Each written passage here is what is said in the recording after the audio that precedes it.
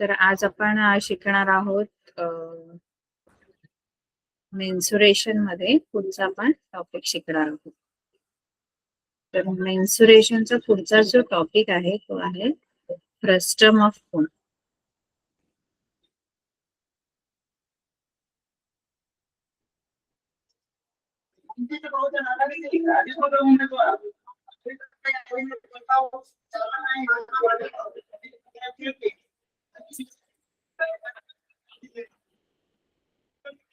Frustum of cone. Frustum of cone काय आहे?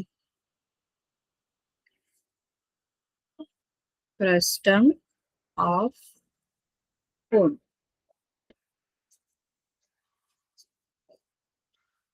Frustum of cone म्हणजे काय? समजा आपल्याकडे आपला साधा कोनचा शेपचं काहीतरी आहे, असा आपला कोन आहे.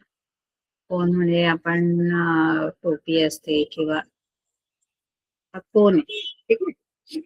आता हा कोन आहे, तर या कोनला जर मी बरोबर मधून असा आता असं इमॅजिन करा की अशी टोपी आहे ती आपली बर्थडेला आपण ज्या घालतो टोप्या अशावाल्या कोन शेपच्या, तशी कोन शेपची एखादी समजा कॅप आहे आणि ती मी ना अशी मधोमध अशी कट केली, इथून असं कट केलं मी त्यांना,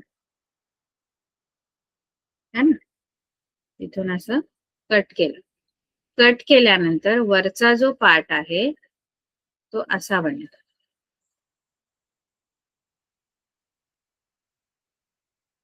खालचा जो पार्ट आहे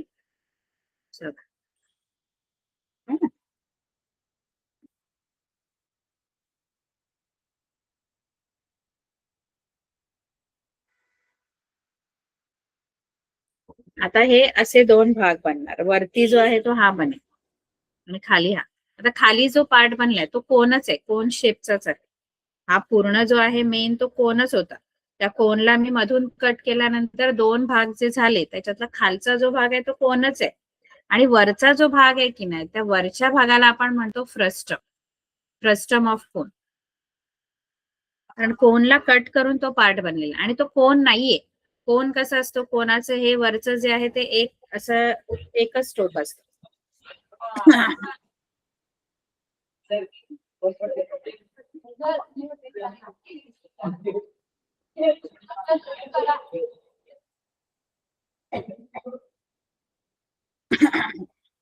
फ्रस्टम ऑफ कोनचा वरचा जो पार्ट आहे, कोनचा जो पार्ट आहे तो फ्रस्टम ऑफ कोन आहे. आपले जनरली जे ग्लासेस वगैरे आपण वापरतो बघा, स्टीलचे ग्लासेस, ते असे असतात. म्हणजे काही सिलेंड्रिकल असतात, जे काचेचे वगैरे आपले जे असतात ते सिलेंड्रिकल शेपचे असतात. ते सिलेंड्रिकल असतात, सरळवाले. आणि असे जे असतात म्हणजे खाली जो सर्कल आहे हा निमुळता छोटा सर्कल, दोन्ही वरती पण सर्कल असतो आणि खाली बॉटमला पण सर्कल आहे. पण खाली बॉटमचा जो सर्कल आहे तो वरच्या सर्कल पेक्षा छोटा असतो. म्हणजे वरती सर्कल बघा, ते ग्लासेस असतात आपले स्टीलचे, पूर्वीचे ग्लासेस असायचे ते असे असायचे. म्हणजे खाली वरती सर्कल मोठा आणि खाली तळाचा सर्कल, खाली पण सर्कलच असायचा तो, पण तो वरच्या सर्कल पेक्षा छोटा असतो. त्याला आपण फ्रस्टम ऑफ कोन म्हणतो. मग फ्रस्टम ऑफ कोनची जी तुम्हाला आकृती आहे ती अशी असणार. दोन सर्क्युलर भाग असणार आहे. बेस पण सर्कल, जसं सिलेंडर पण असंच असतं. सिलेंडरला पण दोन्हीकडे सर्कलच असतं. पण सिलेंडरचं कसं असतं? सिलेंडर मध्ये वरचा सर्कल आणि तळाचा बेसचा सर्कल दोन्ही सेमच असतात. सर्कल वेगळे सर्कल नसतात, कारण तो सरळ असा सेम असतो. वरचा सर्कल आणि तळाचा सर्कल सेम असतो. तसं या फ्रस्टम मध्ये नाही. फ्रस्टम मध्ये वरती जो सर्कल आहे तो मोठा आहे बघा, हा सर्कल मोठा आहे आणि हा छोटा सर्कल. तसे इथे दोन्ही सर्कल सेम आहेत, इक्वल रेडियसचे. म्हणून इथे आपण ह्याची रेडियस पण आर घेतो आणि याची रेडियस पण आरच घेतो. तसे इथे नाही करता येणार. इथे आपण ही एक R1 घ्यावी लागेल आणि एक R2 घ्यावी लागेल, कारण लहान मोठी रेडियस आहे. कळलं का? कारण वरचा जो सर्कल आहे तो मोठा आहे. ठीक आहे. मग याला आपण फ्रस्टम म्हणतो. फ्रस्टम. आणि हा आपला सिलेंडर आहे, जो आपला नॉर्मल सिलेंड्रिकल शेप आहे तो, हा फ्रस्टम. आणि हा असा जो आहे तो कोन आहे. हा कोन, याला कोन म्हणायचं, याला फ्रस्टम म्हणायचं. ठीक आहे. असं आपल्याकडे शेप्स आहेत वेगवेगळे. आता आपल्याला फ्रस्टम बद्दल आपल्याला सगळे फॉर्म्युलाज आहेत, फ्रस्टमची रिलेटेड सगळे फॉर्म्युलाज आहेत.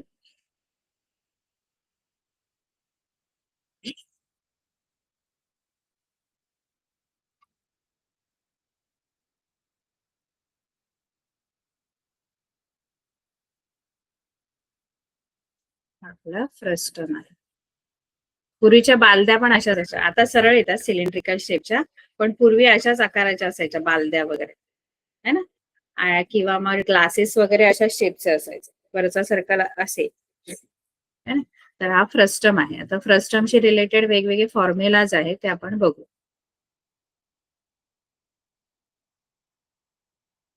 हे आता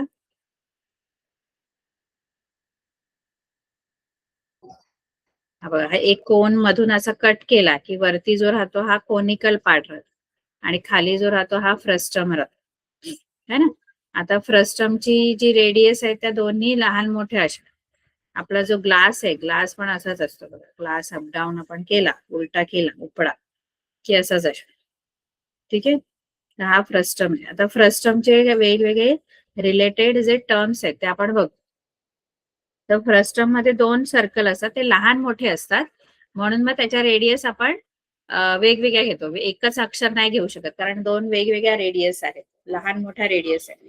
म्हणून मोठी रेडियस जी आहे ती R1 घेतो आपण, आणि जी लहान रेडियस आहे ती R2 घेतो. ठीक आहे. एच म्हणजे हाईट आहे फ्रस्टमची, ही एच आहे, ही हाईट आहे.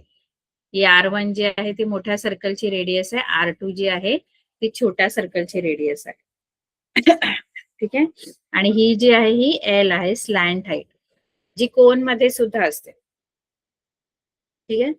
आता इथे R1 अँड एच काय, हाईट ऑफ फ्रस्टम. एल काय आहे, slant height of a frustum. He slant height आहे एल. तशी कोन मध्ये पण स्लॅन्ट हाईट असते बघा.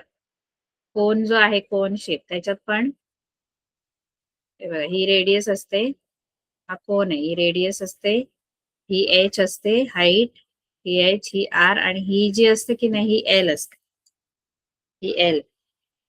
तसं फ्रस्टम मध्ये सुद्धा, फ्रस्टम मध्ये जो मोठा सर्कल आहे, तो मोठ्या सर्कलची जी रेडियस आहे ती R1, छोट्या सर्कलची जी रेडियस आहे ती R2, ही जी आहे ती एच आहे, आणि जी आडवी ही जी आहे ही स्लॅन्ट हाईट आहे.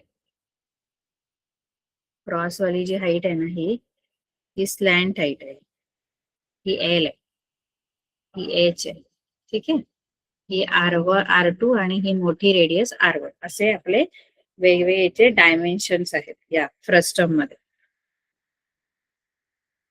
आता त्याचे फॉर्म्युलाज आपण बघूया वेगवेगळे. हे 4 फॉर्म्युलाज आहेत. पहिला फॉर्म्युला जो आहे तो स्लॅन्ट हाईट साठी आहे. स्लॅन्ट हाईट, मग स्लॅन्ट हाईट साठी म्हणजे एल जर तुम्हाला शोधायचं आहे तर एल कसा शोधणार. तर एल साठी एक आपण सूत्र आपण तिथे पण होतं, फोन मध्ये पण होतं. फोन मध्ये कसा होता फॉर्म्युला एलचा,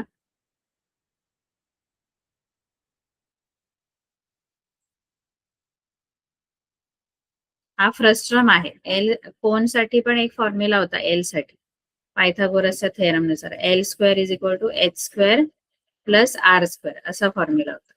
तसंच इथे पण एक फॉर्म्युला बनतो पहिला एल साठी किंवा एल स्क्वेअर साठी. L square is equal to H square plus R1 minus R2 square. म्हणजे एल स्क्वेअर जो आहे, कोनचा पण सेम फॉर्म्युला आहे, पण कोन मध्ये R1 R2 नाही ना, फक्त एकच रेडियस आहे, त्यामुळे फक्त आर स्क्वेअर. इथे R1 मायनस R2 स्क्वेअर, कारण दोन रेडियस आहेत.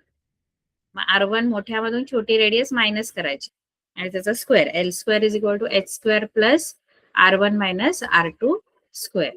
ठीक आहे. हा पहिला फॉर्म्युला आहे फ्रस्टमशी रिलेटेड. दुसरा फॉर्म्युला आहे curved surface. Curved surface area of frustum. Curve surface म्हणजे काय, तर फक्त जो तुम्हाला असा पार्ट असणार मधला, वरचा सर्कल आणि तळाचा सर्कल सोडून मधला जो कर्व पार्ट आहे त्याचा एरिया. मग त्याचा एरिया पाहिजे तर पाय एल. ऍक्च्युली कोनचा सरफेस कर्व सरफेस एरिया काय आहे? कोनचा curve surface area of cone जर आपण बघितलं, एरिया ऑफ कोन, तर तो पाय आर एल आहे.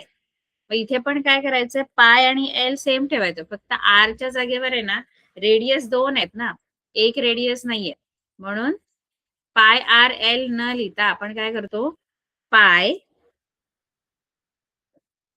R1 plus R2 L. त्याचा फक्त पाय आर एल आहे.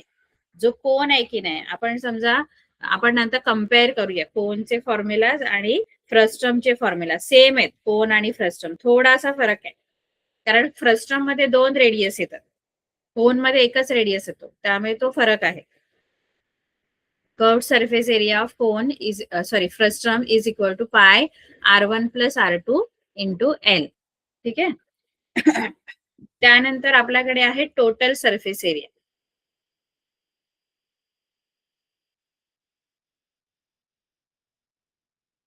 आता टोटल सरफेस एरिया म्हणजे काय असतं, तर जेवढे सरफेसेस आहेत त्या सगळ्यांचा मिळून एरिया असतो, total surface area of frustum. आता याला सरफेसेस किती आहेत फ्रस्टमला, तर फ्रस्टमला एकूण 3 सरफेसेस आहेत. फ्रस्टमला एकूण 3 सरफेसेस आहेत. एक मधला जो कर्व पार्ट आहे त्याचा एरिया आपण लिहिला, हा कर्व पार्टचा एरिया हा आहे मधला. त्यानंतर वरचा सर्कल जो आहे मोठा सर्कल तो एक सरफेस, मधला कर्व ज्याचा एरिया आपण हा लिहिलेला आहे, आणि तळाचा एक सर्कल जो छोटा सर्कल आहे. असे 3 सरफेसेस आहेत. वरचा जो सर्क्युलर सरफेस आहे, मधला कर्व सरफेस आहे, आणि तळाचा पण सर्क्युलर सर्कल शेपचा सरफेस आहे. असे 3 सरफेसेस आहेत. आणि टोटल सरफेस एरिया विचारला तर याच्यामध्ये तिन्ही सरफेसेसचा एरिया आला पाहिजे. वरच्या सर्कलचा पण एरिया आला पाहिजे, मधल्या कर्व पार्टचा पण एरिया आला पाहिजे, आणि तळाचा जो सर्कल आहे त्याचा पण एरिया आला पाहिजे. तर फ्रस्टम मध्ये 3 सरफेसेस आहेत की नाही. हे बघा, समजलं तर खूप सोपं आहे, नाही तर काही नाही, खूप इझी आहे. तुम्हाला जर खूप कठीण वाटतात हे फॉर्म्युलाज, पण तेवढे कठीण नाहीयेत जेवढं आपल्याला वाटतं. फ्रस्टमच्या खास करून खरं तर सगळेच फॉर्म्युला पाठ पाहिजेत.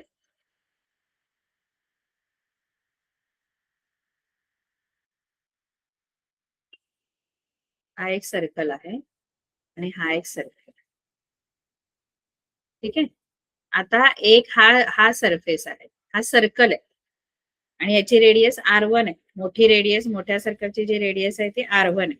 आणि हा जर सर्कल आहे तर सर्कलचा एरिया म्हणजे या वरचा जो सरफेस आहे सर्क्युलर सरफेस, त्याचा एरिया पाहिजे तर पाय R1 स्क्वेअर. कारण सर्कलच्या एरियाचा फॉर्म्युला काय आहे, area of circle is equal to pi R square, पण इथे R1 रेडियस आहे म्हणून पाय R1 स्क्वेअर. मधला हा आता कर्व पार्ट आहे, कर्व पार्ट आहे तर त्याचा एरिया आपण मगाशी लिहिलेला आहे, पाय R1 plus R2 into L. मधल्या कर्व भागाचा एरिया. त्यानंतर तळाचा जो सर्कल आहे त्याची रेडियस R2 आहे, मग तो पण सर्कल असल्यामुळे त्याचा एरिया जो आहे तो पाय R2 स्क्वेअर आहे. म्हणजे हे 3 सरफेसेस जे आहेत त्या 3 सरफेसेसचा एरिया असा आपण लिहितो. आणि टोटल सरफेस एरिया मध्ये त्या सगळ्यांची ऍडिशन करायची. पाय R1 स्क्वेअर प्लस पाय R2 स्क्वेअर हे 2 सर्कलचे एरिया झाले, या आणि या सर्कलचा, आणि हा मधला कर्व पार्टचा एरिया पाय R1 plus R2 into L.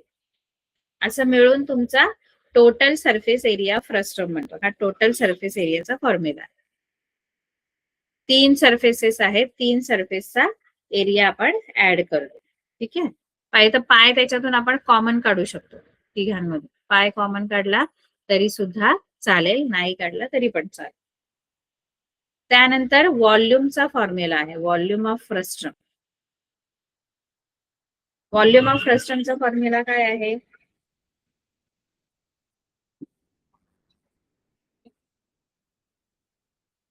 Volume of कोनचा फॉर्म्युला आहे तसाच व्हॉल्यूम ऑफ फ्रस्ट्रमचा फॉर्म्युला आहे. कोन आणि फ्रस्ट्रम यांचे फॉर्म्युला साधारण सारखेच आहेत.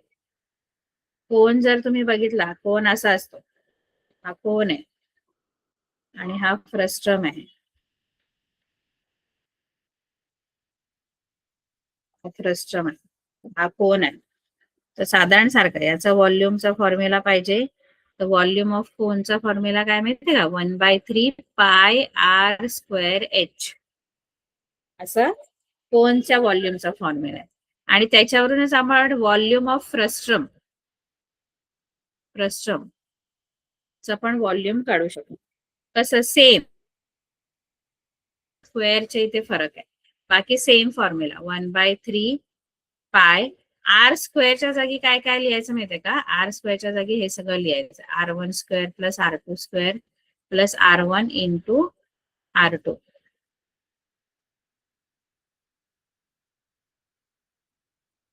आणि एच हे फक्त आर स्क्वेअरच्या जागी R1 स्क्वेअर प्लस R2, कारण दोन रेडियस आहेत ना वेगळ्या. कोनला एका सिंगल रेडियस असते आर, इथे दोन रेडियस आहेत R1 आणि R2. त्यामुळे R1 square plus R2 square plus R1 into R2 into H असं व्हॉल्यूम ऑफ फ्रस्ट्रमचा फॉर्म्युला. ठीक आहे. असे कोन आणि याच्या फॉर्म्युलामध्ये खूप साम्य आहे, बघूया आपण.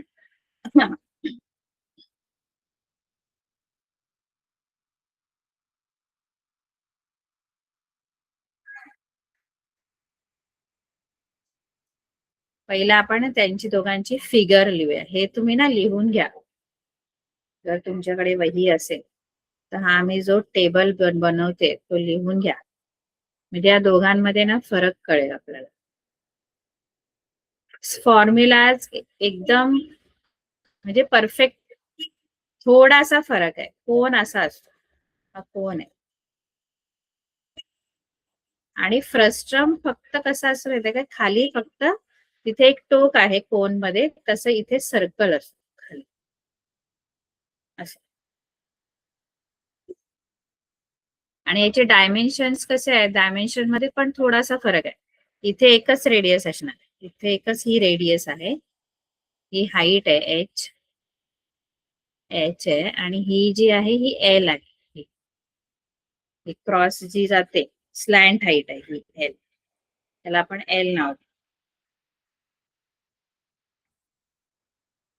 तसंच इथे पण R1 आहे मोठी रेडियस, छोटी रेडियस R2 आहे, उभी ही परपेंडिक्युलर हाईट एच आहे, आणि ही जी स्लॅन्ट हाईट आहे ती एलच आहे इथे पण. फक्त इथे दोन सर्कल असल्यामुळे R1 R2 असं ते बनतं.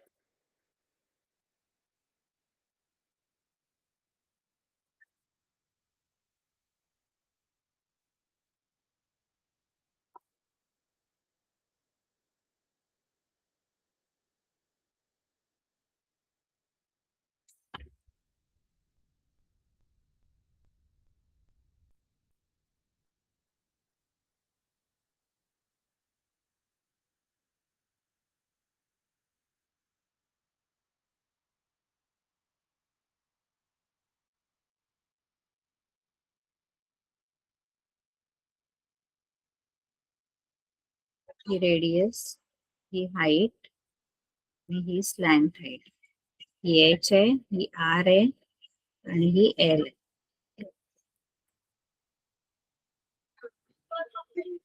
तसं इथे ही R1, ही R2, ही हाईट एच परपेंडिक्युलर हाईट, आणि ही आहे स्लॅन्ट हाईट. ठीक आहे. आता याच्यामध्ये आपण एक एक फॉर्म्युला यांचे लिहूया. पहिला फॉर्म्युला एल साठीच आहे. एल साठीचा formula L square is equal to H square plus R square असा फॉर्म्युला. पहिला फॉर्म्युला फॉर स्लॅन्ट हाईट साठीचा हा फॉर्म्युला. इथे पण same L square is equal to H square तर आहे तसंच, पण आर स्क्वेअर ना इथे दोन आर आहेत ना, दोन रेडियस आहेत, एक R1 आणि R2. तर इथे काय करायचं, R1 मोठी आहे ना, R1 मायनस R2 करायचं, मायनस करायचं आणि त्याचा स्क्वेअर करायचा. ठीक आहे. त्यानंतर पुढचा फॉर्म्युला आपण कर्व्ड सरफेस एरिया. काय आहे, दोघांचा पण आपण कर्व सरफेस एरिया लिहू.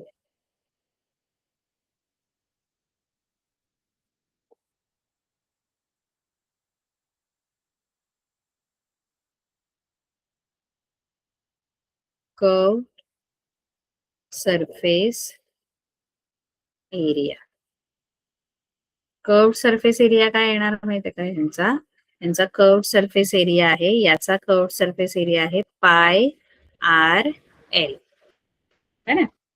इथे पण सेम आहे, फक्त फरक रेडियसचाच होतो हा.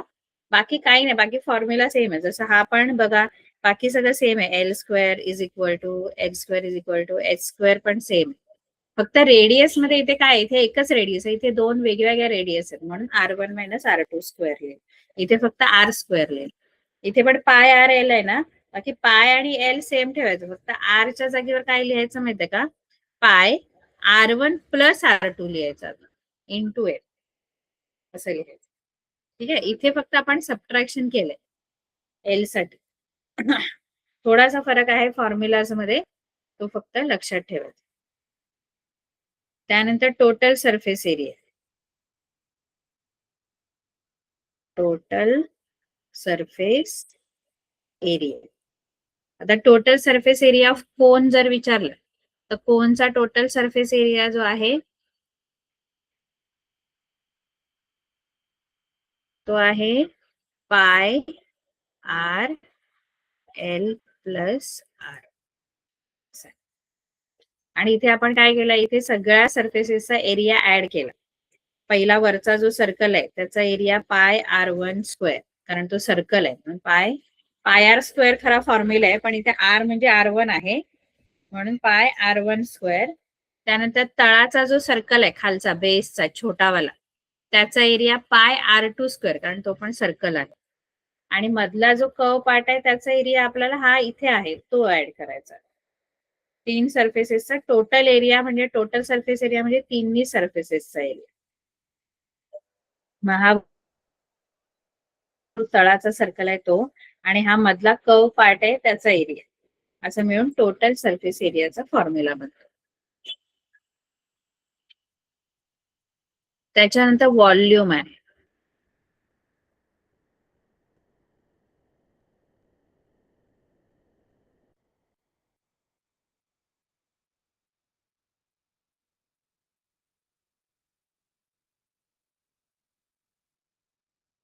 व्हॉल्यूम व्हॉल्यूम ऑफ कोनचा फॉर्म्युला काय आहे, 1/3 पाय आर स्क्वेअर एच, है ना. तर इथे बाकी सगळं सेम राहणार, फक्त रेडियसच्या इथे फरक येणार. Pi by 1/3 pi R square आहे की नाही, त्या ठिकाणी काय काय माहितीये का, आर स्क्वेअरच्या ठिकाणी R1 square plus R2 square plus R1 into R2 into H, असं फॉर्म्युला. फक्त आर स्क्वेअरची जागा बदलून तिथे R1 square plus R2 square plus R1 into R2 into H. हे आपलं जे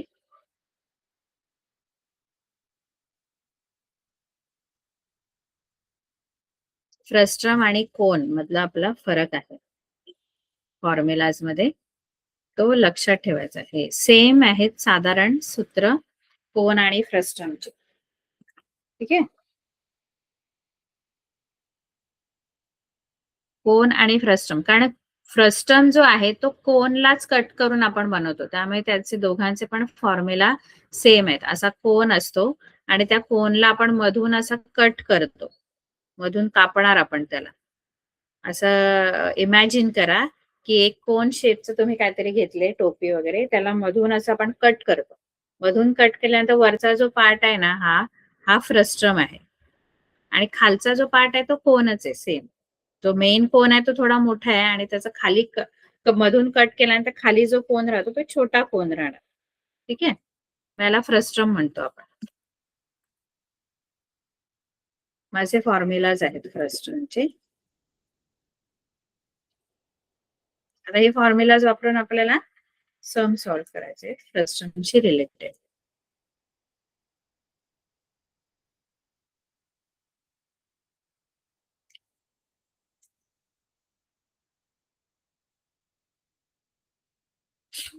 The radii of two circular ends of frustum shaped bucket are 14 centimeter and 7 centimeter. Bucket म्हणजे एक बालदी आहे, त्या बालदी जी आहे ती फ्रस्ट्रम शेपची आहे.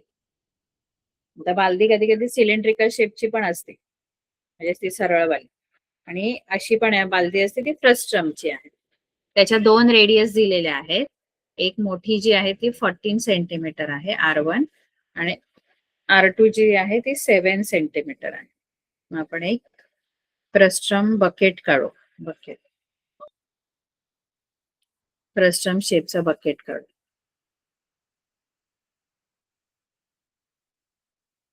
अशी एक बकेट आहे. याला हँडल असणार आहे, पण आता आपण हँडल नाही काढत, फक्त बकेट काढतो. आता वरचा जो मोठी रेडियस आहे ती R1 आहे, ती 14 दिले, दोन रेडियस दिलेले. R1 मोठी 14 सेंटीमीटर आणि R2 छोटी जी आहे ती 7 सेंटीमीटर, असे दोन रेडियस या फ्रस्टम बकेटचे दिलेले आहेत.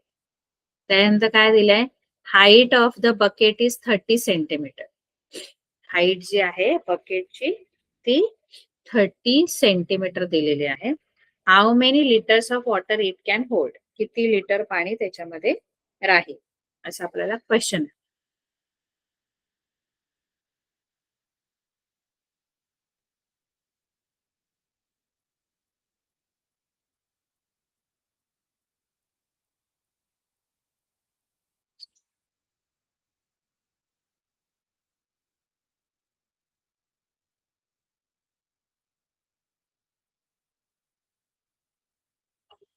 त्याची हाईट जी आहे एच 30 सेंटीमीटर, आणि आपल्याला सांगितलं की किती लिटर या बालदीमध्ये पाणी होल्ड होईल, म्हणजे किती लिटर पाणी याच्यात राहील. तर किती लिटर गोष्ट त्याच्यात राहते याच्यासाठी आपण व्हॉल्यूम फाइंड आउट करायचं आहे. आपण या बकेटचं व्हॉल्यूम फाइंड आउट करू. Volume of frustum shape bucket, म्हणजे फ्रस्टमच्या शेपच्या बकेटचं. बकेट म्हणजे काय, तर बालदी, त्याचा काय फ्रस्टमचा आहे, त्याचं व्हॉल्यूम काढू. तर व्हॉल्यूमचा फॉर्म्युला आपण मगाशी आपण बघितलं, 1/3 पाय R स्क्वेअरच्या जागी आपण फ्रस्टम आहे, मग हे सगळं लिहितो, R1 square plus R2 square plus R1 into R2 आणि इंटू अजून H. ठीक आहे, तर या सगळ्या व्हॅल्यूज आपण याच्यामध्ये टाकायच्या. 1/3 इंटू पाय तर 3.1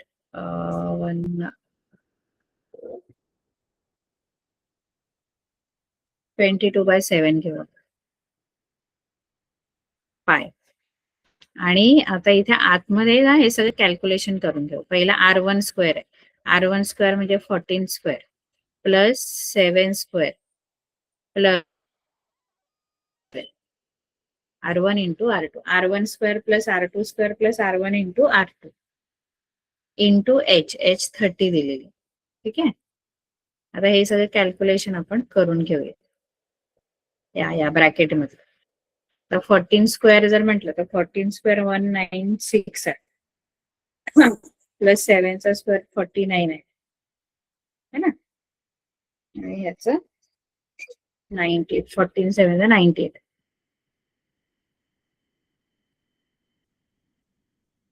इंटू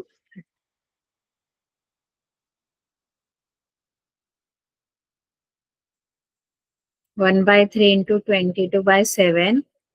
या सगळ्याचं ऍडिशन करूया आपण. 6 9 15 15 8 23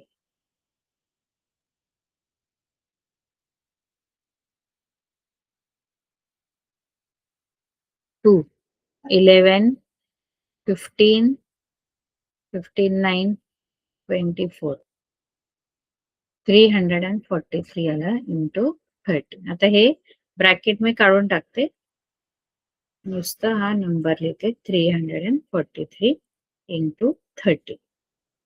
आता 3 ने याला डिवाइड होतं, 3 1 जा 3 10 जा. 7 ने याला डिवाइड होईल बघा, 7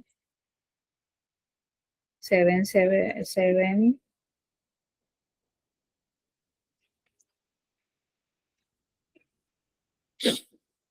63. आता इथे राहिलं काय 22 इंटू 49 इंटू 10 है ना. खाली तर 1 राहिलं, खाली काय नाही राहिलं. वरती आपण खालचे नंबर सगळे डिव्हिजन करून निघून घेऊ.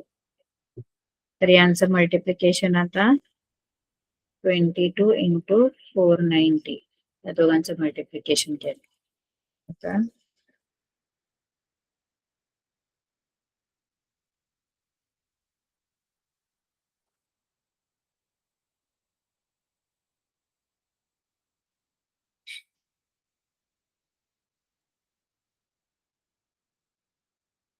10780.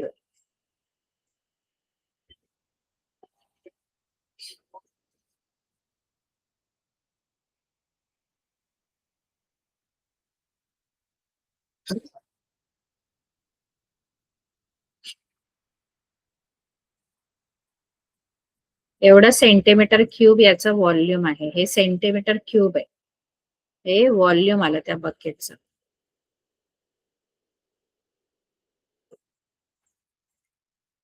एवढं पाणी राहील. पण हे सेंटीमीटर क्यूब मध्ये आलं. आपल्याला विचारले की किती लिटर है ना. तर लिटर मध्ये जर काढायचंय तर volume of bucket in litre हे सेंटीमीटर क्यूब मध्ये आलंय. मग सेंटीमीटर क्यूब मध्ये जे आलं असेल त्याला काय करायचं, 1000 ने डिवाइड करायचं जर लिटर मध्ये पाहिजे. हा 00 जाईल 1078 अपॉन 100. मग इथे आता 100 आहे डिव्हिजन मध्ये, तर 2 नंबर सोडून पॉइंट द्या. एवढं लिटर पाणी राहील. 10 लिटर 10 लिटर त्या बकेटमध्ये पाणी राहणार आहे तुमचं. ठीक आहे. लिटर मध्ये काढायचे, सेंटीमीटर क्यूब मध्ये आन्सर आला आणि लिटर मध्ये काढायचे तर 1000 ने डिवाइड.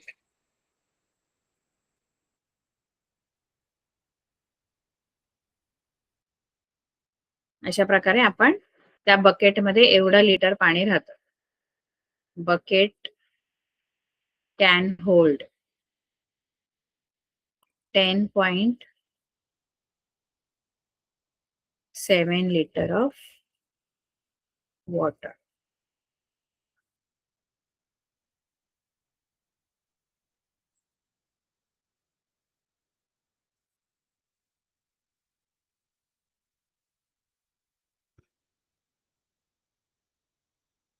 तर पुढचं सांगू.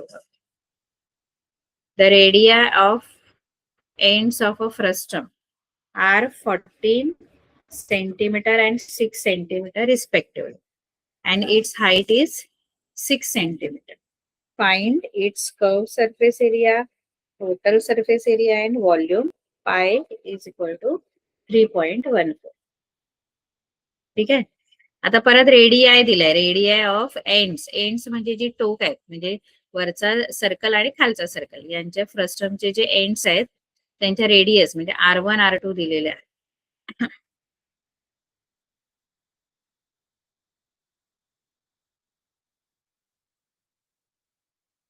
फ्रस्टमच्या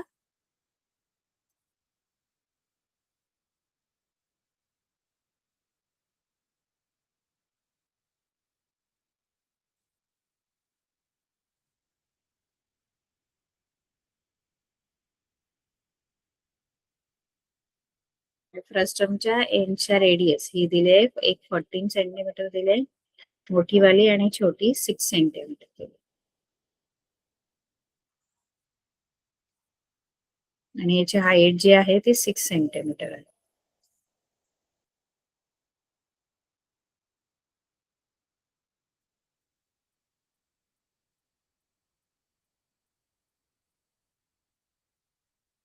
इथे R1 14 सेंटीमीटर आहे, R2 जी आहे ती 6 सेंटीमीटर आहे आणि H पण 6 सेंटीमीटर, हाईट पण 6 सेंटीमीटर आणि रेडियस पण 6 सेंटीमीटर. तर आता आपल्याला सगळंच फाइंड आउट करायचं, म्हणजे curve surface area, total surface area आणि मग व्हॉल्यूम. तर total surface area, curved surface area या सगळ्यासाठी एल पण लागणार. कारण कर्व सरफेस एरियाचा फॉर्म्युला काय आहे? फ्रस्टमचा कर्व सरफेस एरिया हा बघा, कर्व सरफेस एरिया पाय R1 plus R2 into L. या दोन्हीसाठी एल लागणार आहे, कर्व सरफेस एरियासाठी पण आणि टोटल सरफेस एरियासाठी. व्हॉल्यूम फक्त फाइंड आउट करायला सांगितलं असतं तर व्हॉल्यूम साठी एच बस होतो, व्हॉल्यूम साठी आर आणि एच बस होतो, R1 R2 आणि एच. पण एल पण पाहिजे ना आता, कारण curve surface area find out करायचा आहे आणि एल आहे कर्व सरफेस एरिया मध्ये.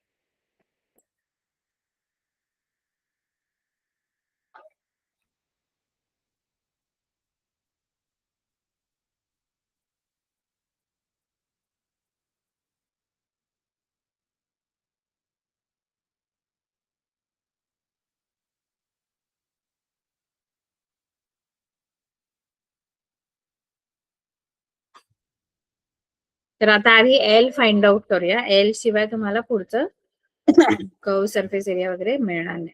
मग एल साठी हा फॉर्म्युला वापरू आपण, L square is equal to H square plus R1 minus R2 square. कारण फ्रस्टम साठी एल चा हा फॉर्म्युला आहे, तो फॉर्म्युला आधी आपण वापरायचा आहे.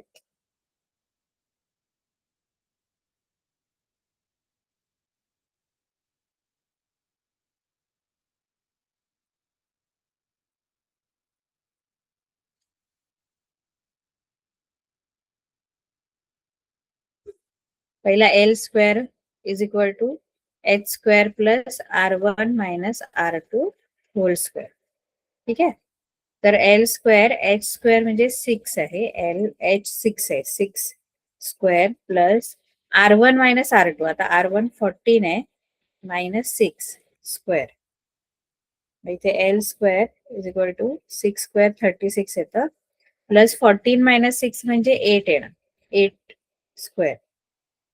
आधी 6 स्क्वेअर असंच लिहिते, मग दोघांचे पण स्क्वेअर सोबत करते. आता इथे 14 मायनस 6 8 आलेला आहे.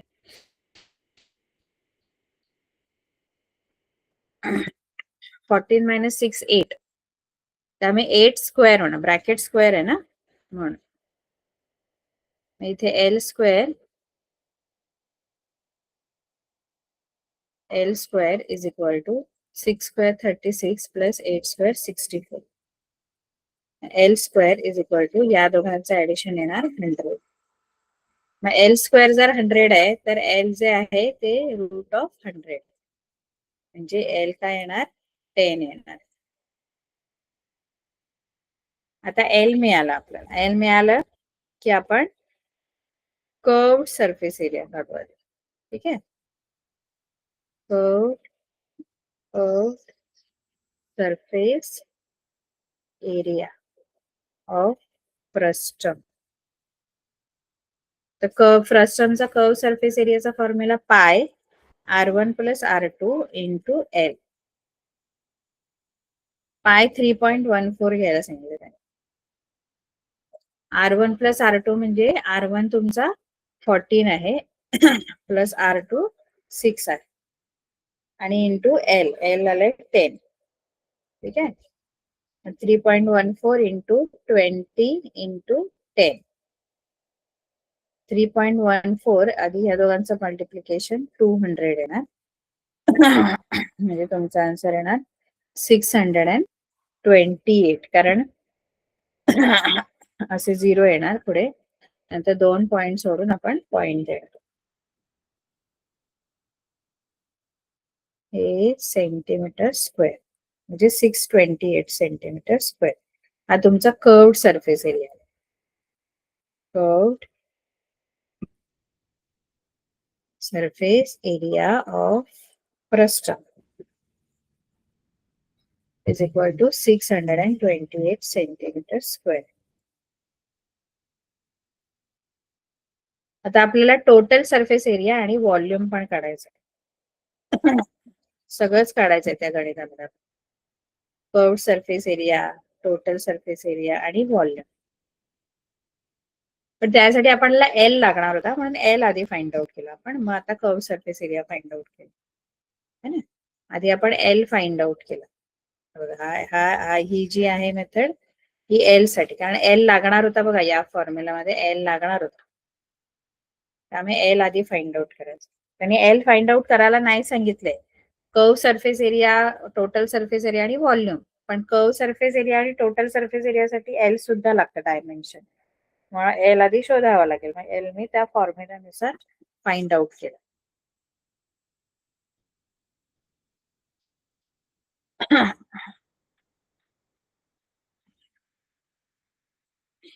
आता आपण टोटल सरफेस एरिया बघू.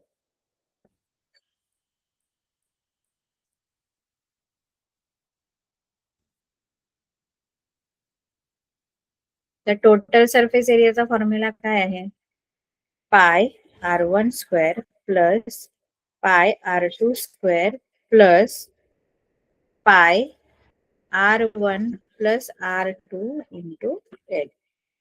कारण टोटल सरफेस एरियामध्ये तिन्ही सरफेसेसचा एरिया ऍड होतो. हे दोन सरफेस सर्क्युलर आहेत, त्यामुळे त्याचा फॉर्म्युला पाय आर स्क्वेअरने होतो. पाय r1 स्क्वेअर, एकाची रेडियस r1 आहे, दुसऱ्याची r2, म्हणून पाय r1 स्क्वेअर आणि पाय r2 स्क्वेअर. आणि मधला कर्व पार्टचा एरियाचा फॉर्म्युला तर आपल्याला आपण मगाशी पण बघितलेला. आणि हा एरिया पण आपण काढलेला आहे, तो डायरेक्ट इथे घेतला तरी चालेल. मगाशी आपण तो एरिया काढलेला आहे बघा, कर्व सरफेस एरिया सेम आहे ना फॉर्म्युला. इथे परत कॅल्क्युलेट करायची गरज नाही, ऑलरेडी तुम्ही तो कॅल्क्युलेट केलेला आहे 628. तर इथे डायरेक्ट तुम्ही याच्या जागेवर 628 टाकलं, इथे हा कर्व सरफेस एरियाच आहे, तिथे 628 टाकणार. ऑलरेडी आपण ते कॅल्क्युलेट केलेले. आता बाकीच्यांचं कसं आहे हे त्याच्यात पण ह्या दोघांमध्ये मी पाय कॉमन काढते. मग आता r1 square plus r2 square plus 628. पाय 3.14 आहे. r1 स्क्वेअर म्हणजे 14 स्क्वेअर असेल आणि हे असेल 6 स्क्वेअर.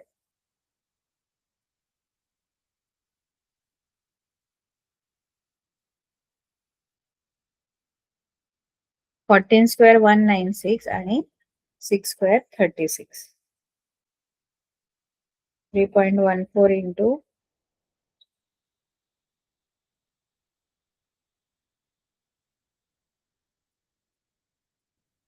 132. आता या दोघांचं मल्टिप्लिकेशन करा. या दोघांचं मल्टिप्लिकेशन करताना फक्त नंबर्स घेऊन त्याचं मल्टिप्लिकेशन करा आणि नंतर पॉइंट द्या आन्सरला. 314 आणि 232 याला मल्टिप्लाय करा. नॉर्मल मल्टिप्लिकेशन करतो तसं 2 4 जा 8, 2 1 जा 2, 2 3 जा 6. आता 2 चा 0 इथं द्यायचा, मग आता 3 ने मल्टिप्लाय करतात. 3 4 जा 12, 1 कॅरी होणार, 3 1 जा 3 आणि हा 4 आणि 3 3 जा 9. नंतर 2 0 देणार आणि 2 ने मल्टिप्लाय करणार. 2 4 जा 8, 2 1 जा 2 आणि 2 3 जा 6. त्याला सगळ्यांना ऍड करायचं. 8 4 18 12 7. म्हणजे तुमचा आन्सर आला 72848 आणि 2 पॉइंट सोडून दशांश. 728.48 सेंटीमीटर स्क्वेअर एवढा तुमचा टोटल सरफेस एरिया आलेला आहे. ओ सॉरी, प्लस 628 केलंच नाही, हे कर्व सरफेस एरिया ऍड करायचा ना हा परत आपल्याला. तरी म्हटलं एवढं कमी कसं आलंय. 628 ऍड करा 728.48 मध्ये. 628 होल नंबर आहे, तो सगळा इकडे येईल या बाजूला. पॉइंटच्या पुढे 0 0 द्यायचं. 8 4 16 5 आणि हे 13. हे 1356.48 स्क्वेअर सेंटीमीटर किंवा सेंटीमीटर स्क्वेअर त्याचा टोटल सरफेस एरिया येतो. ठीक आहे. आता आपल्याला व्हॉल्यूम पण काढायचं. तर व्हॉल्यूम ऑफ फ्रस्टमचा फॉर्म्युला काय आहे? Volume of frustum is equal to 1/3 pi R square आहे, आर स्क्वेअरच्या जागी असं येणार R1² plus R2² plus R1 into R2 into H. आता इथे 1/3 पायची व्हॅल्यू 3.14 घ्यायला सांगितले. आता इथे सगळ्या व्हॅल्यूज आपण टाकू. R1² म्हणजे 14² प्लस R2² म्हणजे 6² plus 14 into 6.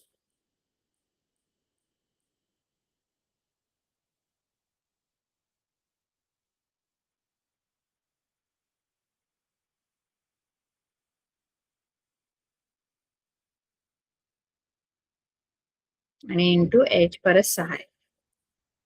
1/3 into 3.14 into 14² 196 plus 36 plus 84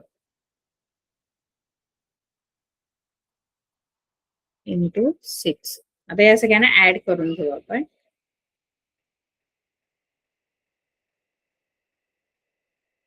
या दोघांना आपण मगाशी ऍड केले 232 प्लस 84 इंटू 6.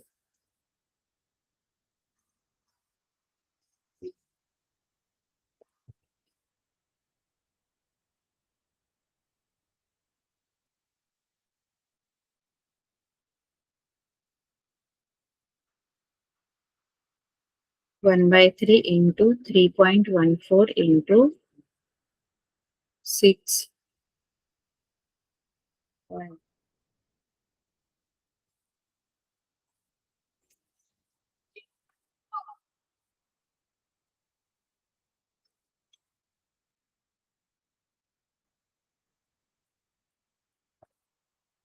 3 1 ला 3 2 जा 6. आता आपल्याला या सगळ्यांचं मल्टिप्लिकेशन करायचं. Okay, 3.14 into 316 into 2. 3.14 316 म्हणजे 632. आता या दोघांना मल्टिप्लाय करू. आधी नंबरच घ्यायचे, नंतर त्याला पॉइंट देऊया.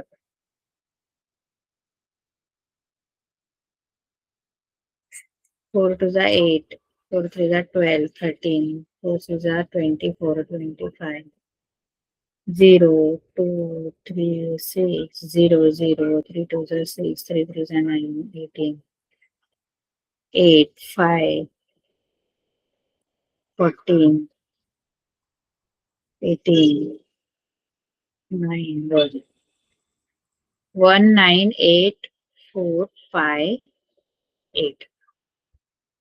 आणि याला 2 पॉइंट सोडून इथे आपण डेसिमल पॉइंट आहे 2 नंबर सोडून.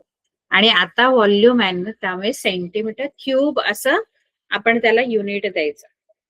कारण व्हॉल्यूम आहे, जे एरियाज आहेत त्या एरियाज साठी आपण सेंटीमीटर स्क्वेअर असंच युनिट देतो. पण व्हॉल्यूम साठी आपण सेंटीमीटर क्यूब असं आपण युनिट देतो. ठीक आहे, मग हे सगळं आपण फाइंड आउट केलं. हा व्हॉल्यूम आहे तुमचा, volume of frustum 1984.58 centimetre cube. त्याच्यात खूप कॅल्क्युलेशन आहे, खूप मल्टिप्लिकेशन आहे, ऍडिशन आहे, सगळंच आहे. ठीक आहे,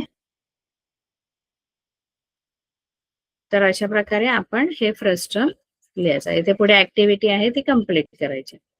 आता इथे तुम्हाला काय दिलंय की the circumferences of circular faces of फ्रस्टमचे सर्कम्फरन्स दिलेले आहेत दोन्ही सर्कलचे. हा वरचा सर्कल जो आहे त्याचा पण सर्कम्फरन्स, रेडियस दिलेली नाही, सर्कम्फरन्स दिलेले आहेत. सर्कम्फरन्स वरून रेडियस आपल्याला शोधावी लागेल आणि मग त्याच्यावरून कर्व सरफेस एरिया आपल्याला फाइंड आउट करायचा. हाईट दिलेली आहे आणि दोन्ही सर्कलचे सर्कम्फरन्स दिले. वरचा सर्कल पण छोटा आणि मोठा सर्कल पण, वरचा मोठा आणि खालचा छोटा, दोन्ही सर्कलचे सर्कम्फरन्स आपल्याला दिलेले आहेत. मग इथे आपण कम्प्लीट करायचं. इथे सर्कम्फरन्स 1 म्हणजे 2πr1 म्हणजे मोठ्याचा सर्कम्फरन्स 132. R1 इथेच ठेवला. हे 2π जे आहे ते इथे जाऊन डिवाइड होतात. आता 132 पाय. आता पाय जो आहे, पायची व्हॅल्यू जी आहे ती 22/7 आहे. 132 असं आहे ते.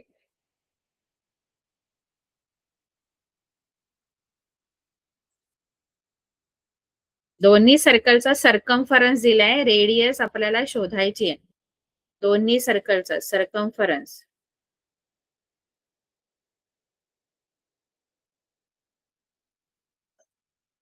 सर्कम्फरन्स याची रेडियस R1 आहे, याची R2 आहे. दोन्ही माहित नाही, फक्त सर्कम्फरन्स दिलाय. C1 दिलेला आहे. C1 इज इक्वल टू 132 आणि C2 म्हणजे दुसऱ्या सर्कलचा सर्कम्फरन्स 88 सेंटीमीटर दिला. मग सर्कम्फरन्स 1 चा फॉर्म्युला 2πr1 है ना. तर C1 तुमचा 132 आहे. 2 पायची व्हॅल्यू 22/7 आणि R1 तुम्हाला शोधायचं आहे. ते सगळ्या व्हॅल्यूज इकडे R1 इथेच ठेवायचा आणि सगळ्या व्हॅल्यूज इकडे शिफ्ट करायच्या. त्याच्यामध्ये 7 जाणार वरती, कारण इकडे तो खाली आहे, आणि हे 2 आणि 22 इकडे आल्यावर खाली जाणार. इथे 2 ने डिवाइड केलं, 2 6 जा 2 6 जा 22 3 जा, म्हणजे R1 आलं 3 7 चा 21 सेंटीमीटर. इथे इथे R1 जो आहे ते 21 सेंटीमीटर असतो. तसंच R2 पण फाइंड आउट करायचं. R2 साठी C2 वापरायचं. C2 म्हणजे दुसरा सर्कम्फरन्स, कारण दुसरा जो छोटा सर्कल आहे तो त्याचा सर्कम्फरन्स. मग C2 is equal to 2πr2, कारण सर्कम्फरन्सचा फॉर्म्युला 2πr आहे, पण इथे पहिला सर्कम्फरन्स म्हणून R1 घेतला आणि दुसरा म्हणून R2 घेतला. मग C2 88 आहे, 2 इंटू पाय 22/7 आहे इंटू R2. R2 इथेच ठेवायचा, बाकी 88 7 मल्टिप्लाय होतील, 2 आणि 22 22 4 जा 88, 2 जा 4, म्हणजे R2 आलं 2 7 जा 14 सेंटीमीटर है ना. इथे R2 काय लिहायचा, R2 14 सेंटीमीटर ना.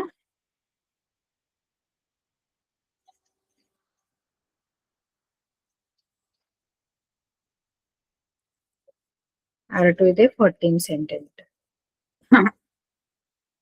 त्यानंतर फाइंड आउट करायचंय तुम्हाला L, कारण तुम्हाला जर कर्व सरफेस एरिया काढायचं तर L पाहिजे.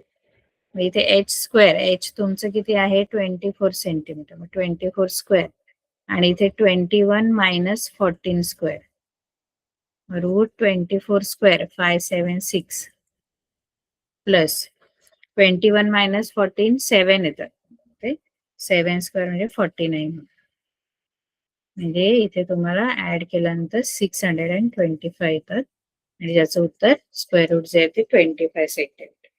म्हणून तुमची जी स्लॅन्ट हाईट आहे ती 25 सेंटीमीटर आहे.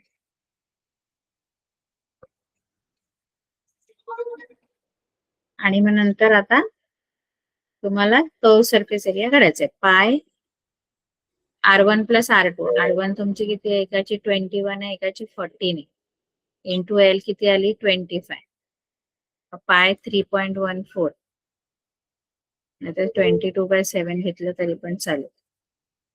पाय 22/7 इंटू 35, 21 प्लस 14 35,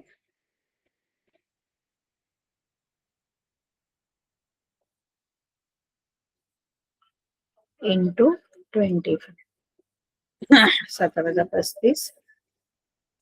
22 इंटू 5 इंटू 25,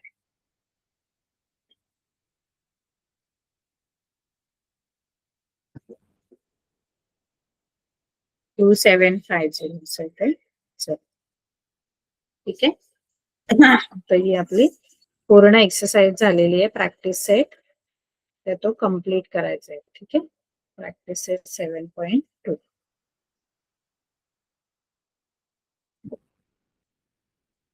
तुमचा होमवर्क आहे प्रॅक्टिस सेट 7.2 स्टॉप हे करायचं, सॉल्व्ह करायचं फ्रस्टमचा. पूर्ण एक्सरसाइज.